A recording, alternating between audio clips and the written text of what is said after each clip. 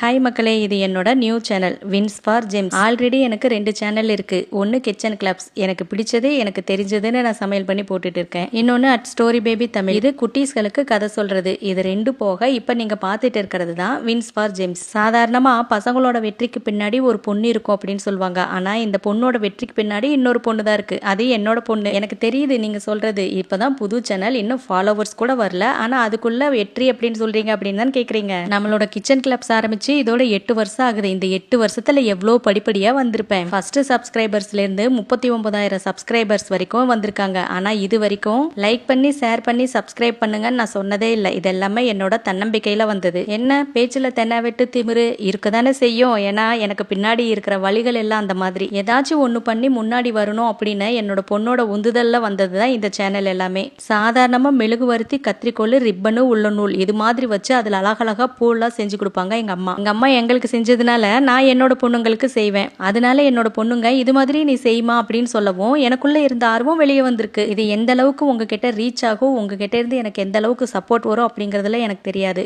ஆனா எனக்கு 3 பேர் மேல ரொம்ப நம்பிக்கை இருக்கு. ஒன்னு என்னோட தன்னம்பிக்கை, இன்னொன்னு என்னோட சேனல், 3வது நீங்களாம் தான். வேற யாரு?